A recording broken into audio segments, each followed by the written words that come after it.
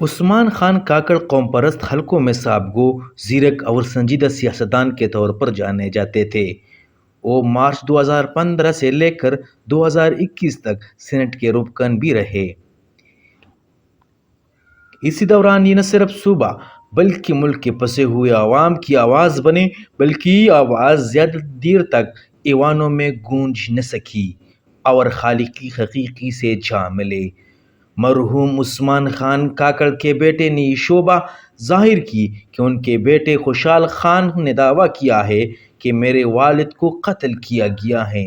عثمان خان کاکڑ صوبہ بلوچستان کے علاقہ قلعہ سیف اللہ مسلم باغ میں سن 1961 میں پیدا ہوئے۔ ان کا تعلق پشتون کے بڑے اور معروف قبیلے کاکڑ سے تھا۔ میٹرک کوئٹہ میں اسلامیہ ہائی اسکول کوئٹہ سے کیا۔ میٹرک کے بعد بہاولپور سے انجینئرنگ کا ڈپلومہ حاصل کیا۔ کالج سے BSc کے بعد انہوں نے یونیورسٹی آف بلوچستان سے MA اکنامکس کی ڈگری حاصل کی۔ انہوں نے کوئٹہ لاء کالج سے LLB بھی کیا۔ زمانہ طالب علمی سے پشتون قوم پرست طالب علم تنظیم پشتونخوا ملی اسٹوڈنٹ آرگنائزیشن سے وابستہ ہوئے۔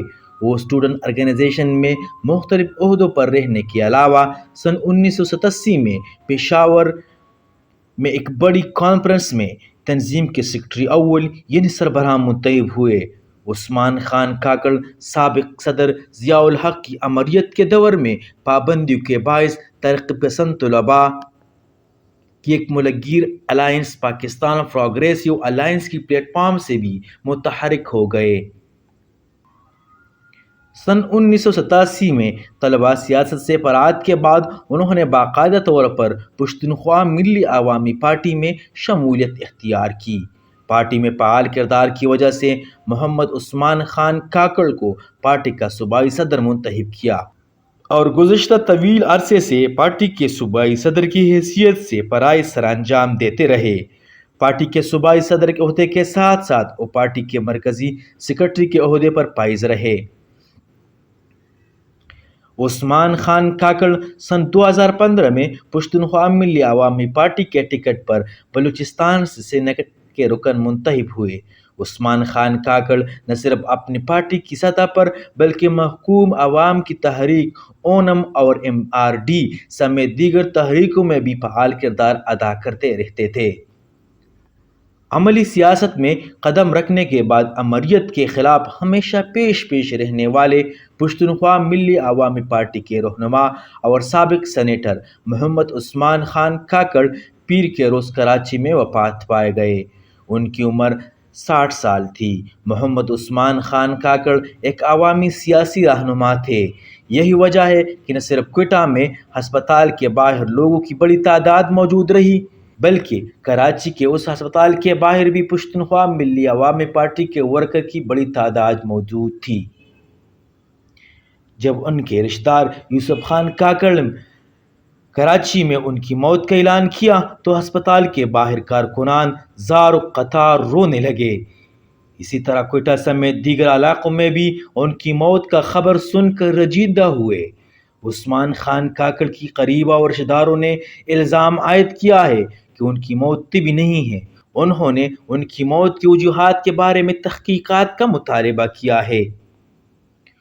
انہوں نے ان کے بے ہوشی کے بعد سینٹ میں ان کے خطاب کے حوالے سے وائرل ہونے والی ایک ویڈیو کا حوالہ دیتے ہوئے کہا تھا کہ انہیں دھمکیاں مل رہی ہیں۔ خیال رہے کہ اس ویڈیو میں چیئرمین سینٹ کو مخاطب کرتے ہوئے کہا تھا کہ میں ایک ذاتی بات کرنا چاہتا ہوں جو میں نے 6 سال میں نہیں کی۔